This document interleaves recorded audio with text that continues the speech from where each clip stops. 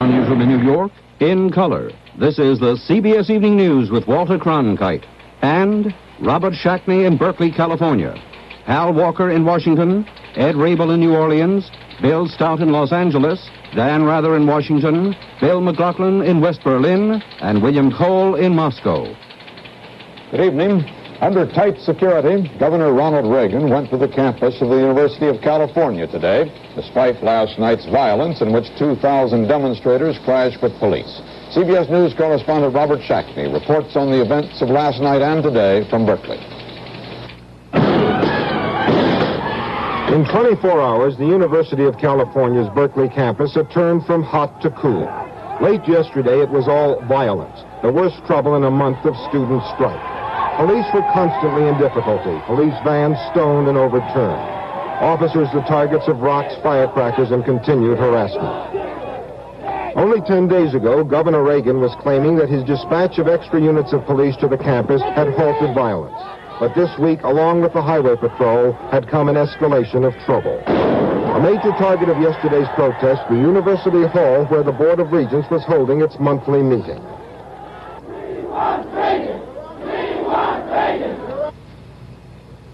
Today, the governor did appear, and so did a good many more police who stationed themselves around the building where the regents were meeting. The governor was as angry as he's ever been.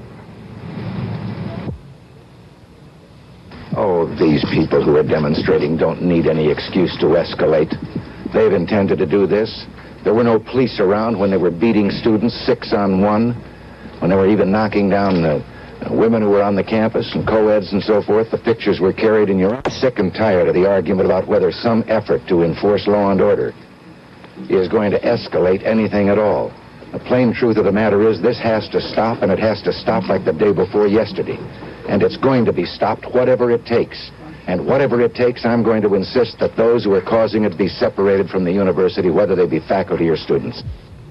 Today was to be totally different. Against the heavy police reinforcements, a new student protest tactic, legality. All picket lines will remain peaceful and legal at all times. 4, no rock throwing. 5, obey the TWLF monitors. 6, refuse to be provoked and intimidated by the police. 7, be careful. The National Guard is on alert. Do not give Reagan the excuse. The slogan today was to cool it. But from some student leaders, there was still angry defiance.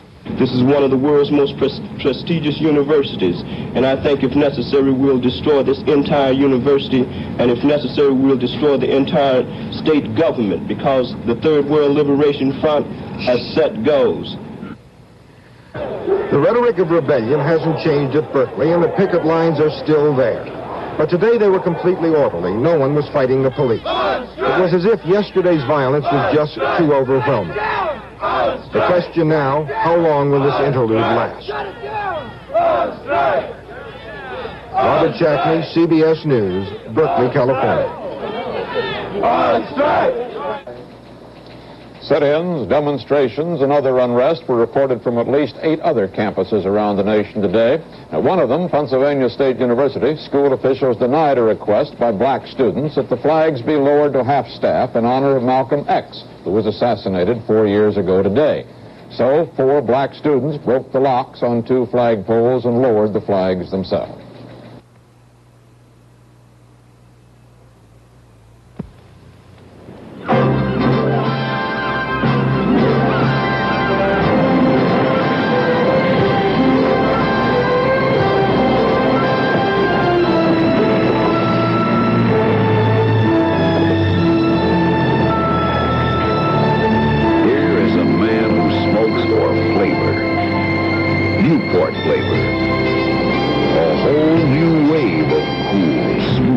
Refreshing taste.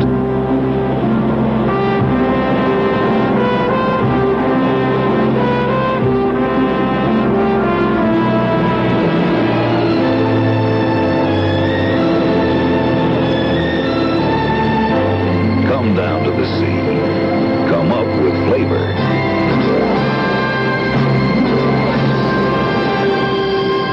Come to Newport. You'll like it here.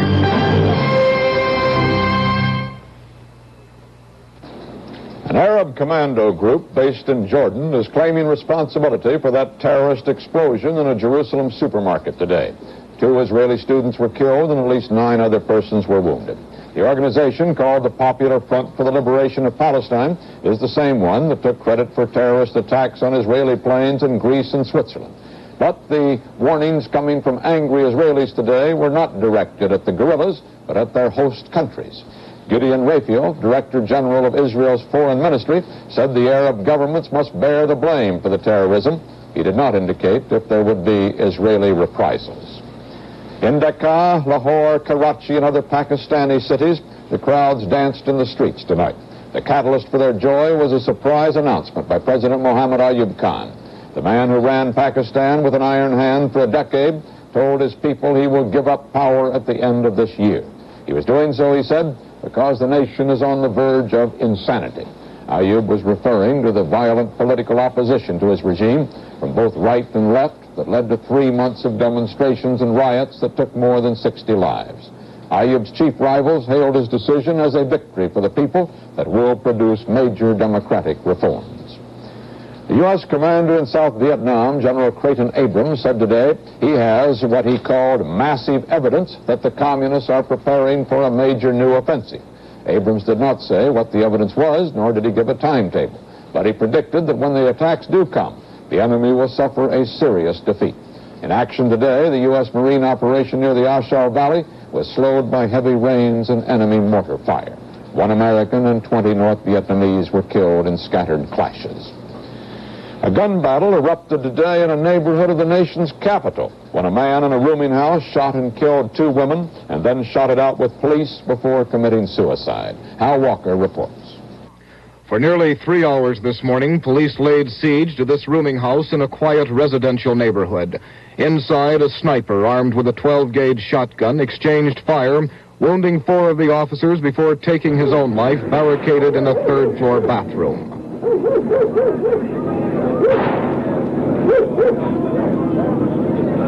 Police were summoned after one resident of the rooming house heard shots and discovered a body on the ground floor. The first 3 responding officers were wounded by the sniper as they got out of their cars.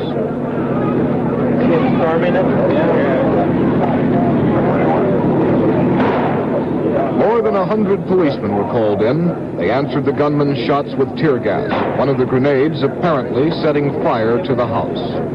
In all, 9 policemen were wounded, 4 of them by gunshots. As flames swept the house, police were able to gain entrance to remove one body, tentatively identified as the maid, Ethel White, 60. She is believed to be the first victim of the gunman. A 3rd-floor roomer, M.C. Ronson, jumped from his room to escape fire. He was later joined on the roof by his wife, and together the 2 of them leaped to safety. The fire gutted the 3-story stucco building. Firemen fought for an hour to contain the flames before they were able to enter and retrieve the body of the 2nd victim. She has been identified as Mrs. Lella Bannister, the owner of the rooming house. Mrs. Bannister reportedly was killed while telephoning for help. The gunman has been identified as Thomas Walton, a boarder in the house in his 30s. No one knows yet what caused the first shooting, nor why he went on the rampage. The mayor of Washington visited the scene today. He called it all so senseless. Hal Walker, CBS News, Washington. Former President Harry Truman is reported making good progress in a Kansas City hospital today after coming down with what doctors called simple gastrointestinal flu. Mr. Truman, who is 84, hospitalized last night after becoming ill at his Independence, Missouri home. The spokesman said the former president is expected to be released in a few days.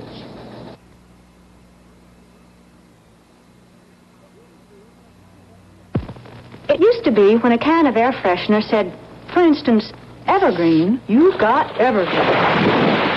Well, Blades changed all that. All 5 Blades have been improved. That's going to be. Try the fresher air freshener, lighter smelling Glade.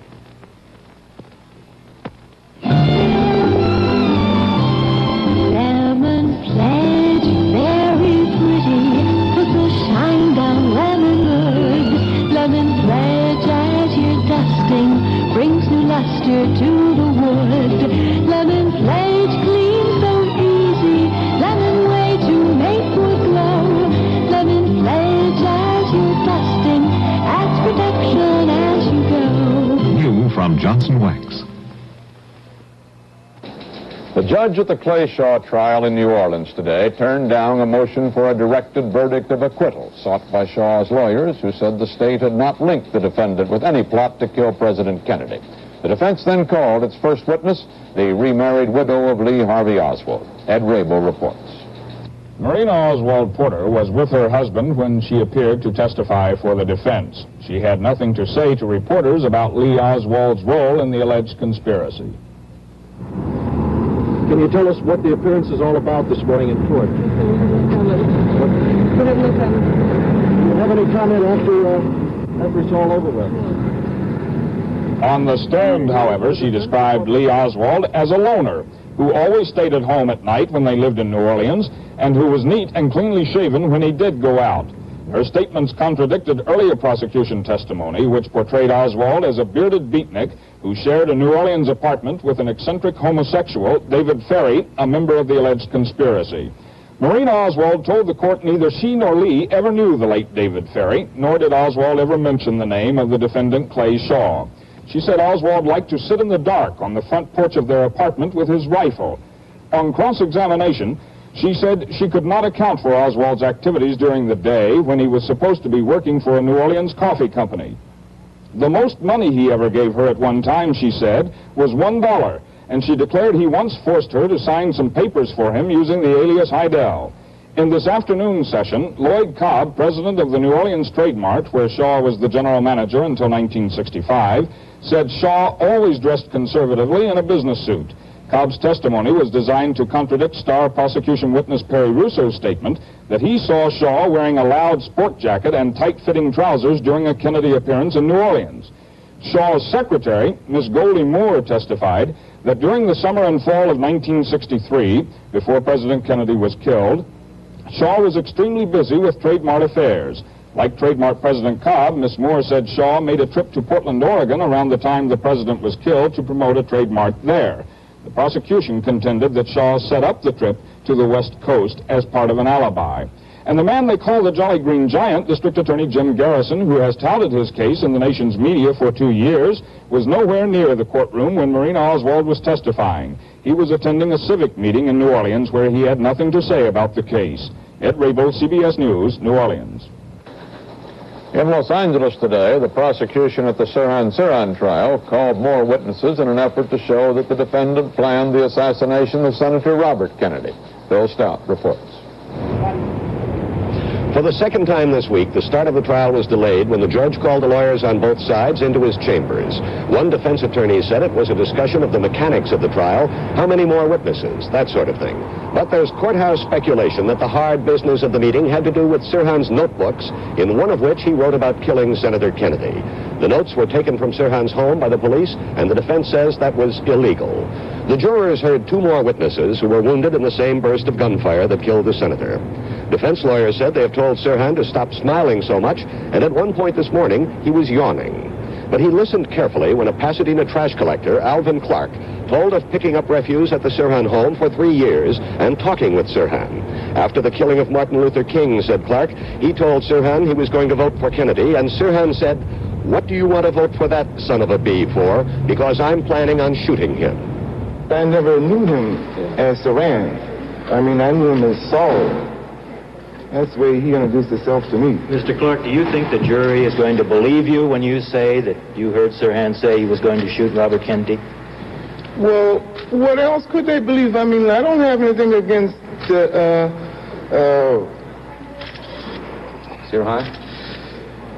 Other than this. I mean, like, before this happened, like, I mean, Sirhan, like, was a friend of mine before the assassination of King. You hate him only after the assassination, is that it? Yeah, well, I mean, this is only evidence. Under questioning by the defense, Clark admitted saying months ago he hated Sirhan so he'd do anything to get him convicted. Again this weekend, the jurors will be locked up in a downtown hotel, sequestered, as the lawyers say, but with the court's permission to be visited by their wives or husbands. And next week, the trial continues. Not because there is any question about the shooting, but because the authorities are trying to build a record, doing all they can to prevent a repeat of the criticism of the Warren Commission's inquiry into the killing of the senator's brother. Bill Stout, CBS News, Los Angeles. A Florida judge ruled today that too many people would suffer if convicted killer Wardell Williams were imprisoned full time. So he sentenced the defendant to serve 2 months a year over the next 20 years. Williams, who pleaded guilty to manslaughter in the shooting of his common-law wife, has 100 farm workers on his payroll. His lawyer says that for 8 years, Williams has kept them fed, clothed, and working, and he's more valuable to society outside prison than in. The judge agreed, saying that with present parole laws, the 32-year-old Williams probably will end up serving more time this way than if he were given a straight 20-year sentence. Williams is to report to jail each year for the months of July and August when few crops are harvested. A federal jury in Pensacola, Florida, has ordered Dun & Bradstreet, the well-known credit rating bureau, to pay $70,000 damages to a druggist who claimed he was libeled by a credit report presenting him as a deadbeat and fraud. The druggist, Joseph Morgan of Fort Walton Beach, Florida, said the report caused him to lose his business. In his complaint, Morgan said the unfavorable report had mistakenly identified him as the partner of another man with the same name. President Nixon today, by letter, assured AFL-CIO executives meeting in Florida that his administration will seek ways to halt inflation without increasing unemployment. AFL-CIO President Meany called the statement very important, since some administration officials have said it might be necessary to accept some increase in unemployment in order to cool off the economy.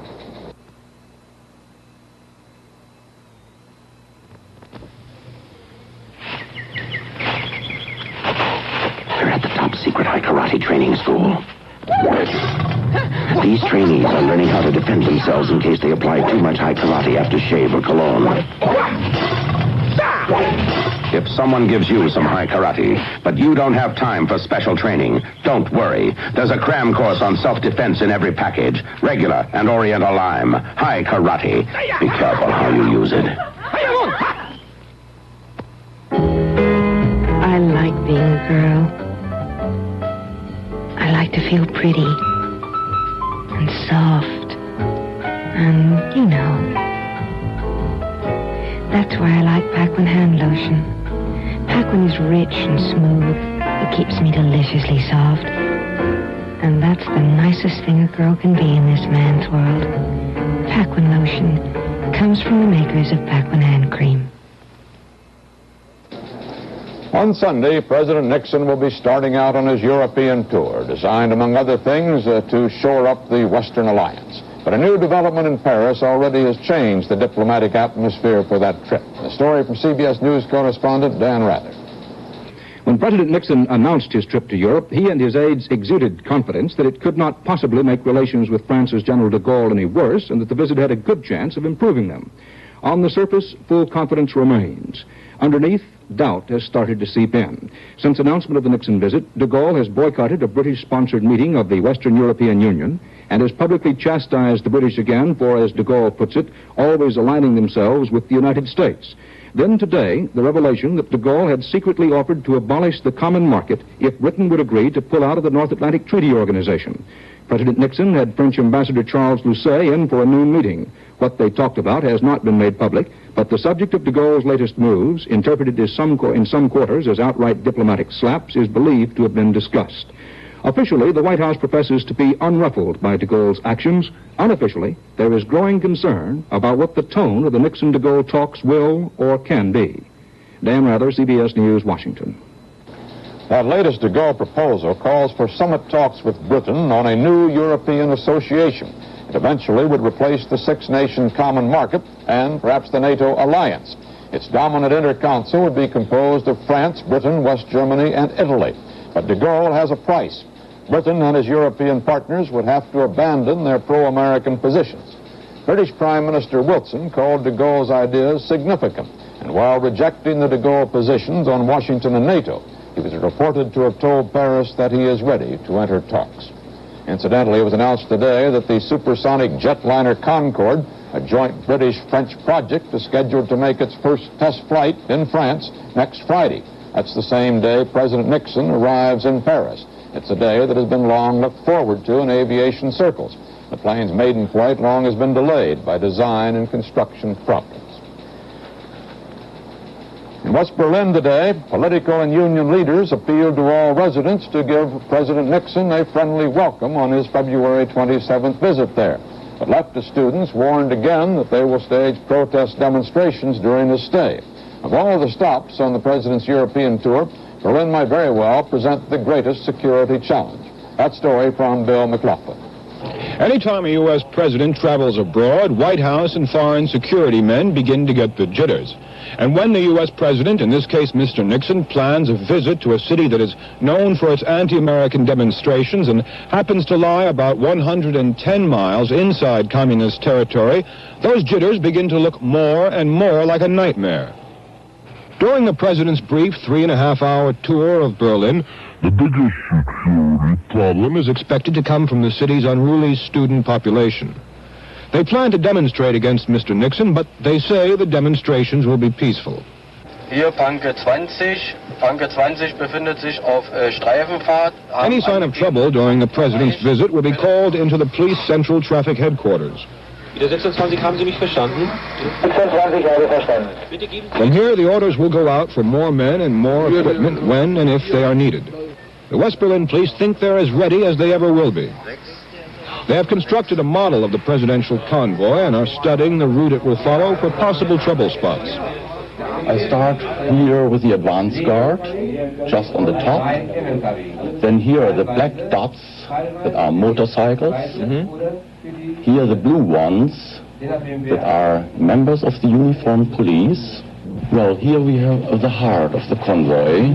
Inside the president, behind him the U.S. security officers and the German Kripo, and behind the Kripo, criminal police, yeah. And the whole heart is surrounded by a motorcycle escort, you see? Yes. In order to prevent, you see, demonstrators which might hurry up on the lane, you see, in order to do any harm, you see, to the president. You expect demonstrations? Small demonstrations, you see. In contrary to the visit of President Kennedy, 1963, you see, where we could say that 100% of the West Berlin population was happy that he came to Berlin. Now I would say 95%. You have to worry about the 5%. We have to look after them, of course. The high point of the visit will be Mr. Nixon's stop at the Berlin Wall. It will not be his first visit. In 1963, as Citizen Nixon, he went to Checkpoint Charlie and passed through to East Berlin. This time he will go no further than a platform at the crossing point for West Germans on Prinzenstrasse. Security will be tight. West Berlin police plan to cordon off the area. The mounted police will also be along the route to deal with demonstrations. Horses and men have been practicing for the big day, trying for realism with firecrackers and policemen acting as demonstrators. Reiter Keil. Security is always a gamble, but both the West Berlin police force and White House security feel they have done everything necessary to ensure Mr. Nixon's full protection during his visit here. The only trouble is, security is going to be so tight that the ordinary Berliner, never mind the demonstrator, will be lucky if he even gets a glimpse of the president. Bill McLaughlin, CBS News, West Berlin. Senator Birch Bayh of Indiana today accused President Nixon of political expediency in failing to endorse the direct popular election of American presidents. In a message to Congress yesterday, Mr. Nixon called for reforming the Electoral College so that it more closely reflects the popular vote. At the same time, he let it be known that he personally favors the direct election concept, but did not believe such a constitutional amendment could be passed by 1972. But Bayh, a longtime leader of the election reform advocates, said the president's proposals have no chance of getting out of Congress, and he will work to turn them down. He will refuse to support them. Instead, Bai intends to try to get Congress to pass a direct election law this year.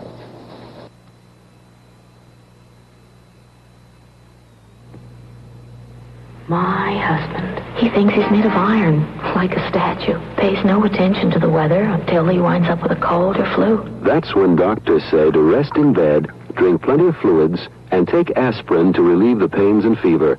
Bayer is 100% aspirin, and aspirin is what doctors recommend. Soon spring will come again. Bayer doesn't claim credit for that, but for the pains and fever of a cold or flu, Bayer works wonders. When you have acid indigestion, every second counts. So count on instant-acting Phillips tablets. Phillips tablets go to work in seconds. With one of the fastest stomach settlers ever discovered, each small Phillips tablet neutralizes more excess stomach acid than the leading antacid tablet that comes in a roll. So for fast relief from acid-upset stomach, when every second counts, count on instant-acting Phillips tablets. Russian women never have been noted as fashionable dressers, and collections seen at occasional Moscow fashion shows usually appear out of date by Western standards. But that was hardly the case at one recent show, as William Cole reports.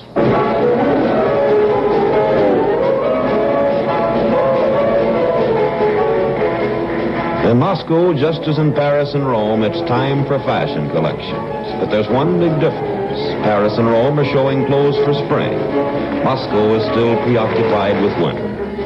This collection was created by a group of young Russian designers. It has been shown to the communist capitals of Eastern Europe as the best Moscow produced this season. Western fashion experts who have seen it say it is the most daring, far-out collection this conservative city ever produced.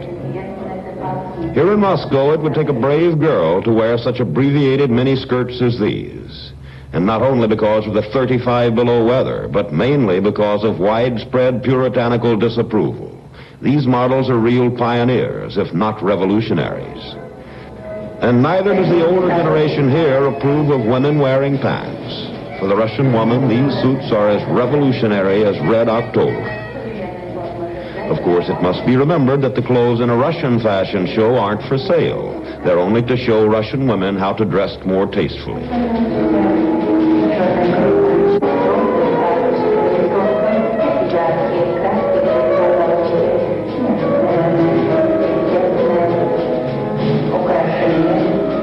After seeing this fashion show, one can only wonder what an old Bolshevik must think of the younger generation here.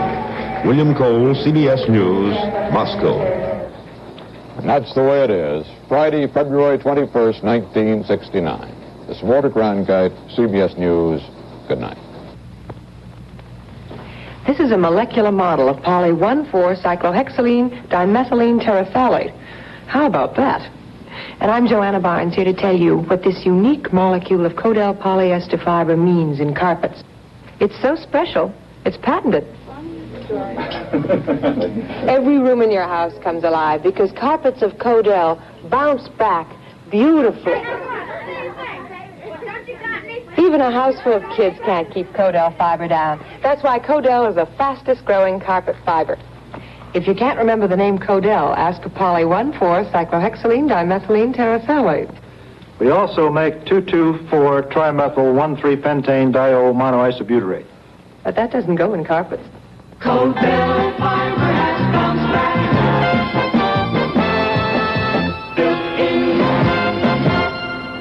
Count on Codel, a member of the Eastman Kodak family. The 21st